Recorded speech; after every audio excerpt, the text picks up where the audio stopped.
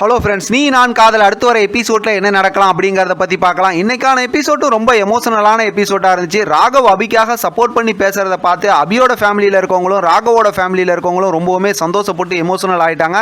வழக்கம் போல் மென்டல் குரூப்பை ரொம்பவுமே வைத்தெறிஞ்சு போயிட்டாங்க அப்படின்னு சொல்லலாம். இருந்தாலும் ராகவ் அபிகிட்ட பேசும்போது உன் மேலே இவ்வளோ பாசம் இருந்தாலும் நீ செஞ்ச துரோகம் நீ உன் மேலே இருக்கக்கூடிய பாசத்தை மறைக்குது அப்படின்னு சொல்லிட்டாங்க. அதுக்கு அபி இவருக்கு மனசில் இருக்க இந்த கசப்பான உணர்வுகளை மாற்றணும் அப்படின்னா முரளியை பற்றி இருக்கக்கூடிய உண்மையில நம்ம கண்டுபிடிக்கணும். அதுக்கு முரளியோட ஃப்ரெண்ட் அந்த சங்கர் இருக்காங்களா வக்கீல், அவங்கள கண்டுபிடிக்கணும் அப்படிங்கிற மாதிரி சொன்னாங்க. அது ஒரு இன்ட்ரெஸ்டிங்கான மூமெண்ட்டாக இருந்துச்சு.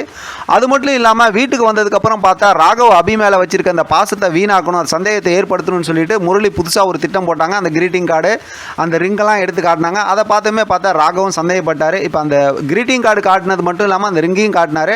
ஆனால் அந்த ரிங்கு எப்படி முரளி கையில் போணுச்சு அப்படின்னு சொல்லி தொடர்ந்து இந்த சீரியல் பார்க்குறவங்களுக்கு தெரியும். முன்னாடி வீட்டில் இருக்கும்போது ஒரு சிரமத்துக்காக பணம் வேணுங்கும் போது அபி அந்த ரிங்கை கழட்டி கொடுத்தாங்க. அதனால தான் முரளிக்கிட்ட அந்த ரிங்கு போணுச்சுங்கிறது நமக்கு தெரியும். அது அபியோட ரிங்கு தான்.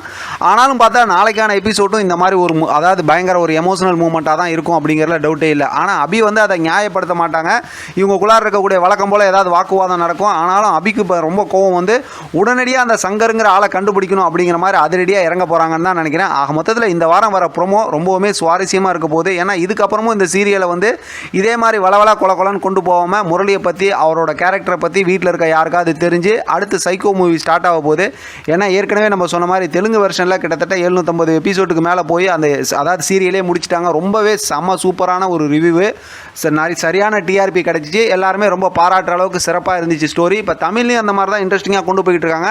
என்ன தமிழில் கொஞ்சம் ஸ்டோரியை டிஃப்ரெண்ட்டாக கொண்டு போகிறாங்க. அந்தந்த வாரத்துக்கு ஒரு இன்ட்ரெஸ்டிங்கான ஒரு ஸ்கிரிப்டை கொண்டு வராங்க. அந்த வாரத்திலே சுவாரஸ்யமாக அதை முடிக்கிறாங்க. ஆனால் இவங்களால் தெலுங்கு வெர்ஷன்லேருந்து ஸ்டோரியை ரொம்ப டிஃப்ரெண்ட்டாக கொண்டு போக முடியாது. அதே சார்ந்து அப்படியே கொஞ்சம் கொஞ்சமாக தான் ஸ்டோரியை கொண்டு போவாங்கிறது நமக்கு தெரிஞ்சது தான். அடுத்தடுத்து பார்த்தோம் அப்படின்னா இப்போ அபி அதிரடியாக கிரைமில் அதாவது டிடெக்டிவ் ஆகிடுவாங்க. முரளியை பற்றி இருக்க விஷயத்தை கண்டுபிடிக்கிறதுக்கு ராகவ் வழக்கம் போல் சந்தேகத்தில் தான் இருந்துகிட்டு இருப்பார். பார்க்கலாம் என்ன இன்ட்ரெஸ்டிங்காக ஸ்டோரியை கொண்டு போகிறாங்க, அடுத்து அபி என்ன பண்ணுறாங்க அப்படிங்கிறத அடுத்து நாளைக்கு வர எபிசோட்டை வச்சு நம்ம தெளிவாக ரிவ்யூ பார்க்கலாம். இதை பற்றின உங்களோட கருத்து கமெண்ட் பாக்ஸில் தெரியப்படுத்துங்க. தொடர்ந்து ஆதரவு கொடுங்க. தேங்க்யூ ஃப்ரெண்ட், தேங்க்ஸ் ஃபார் வாட்சிங்.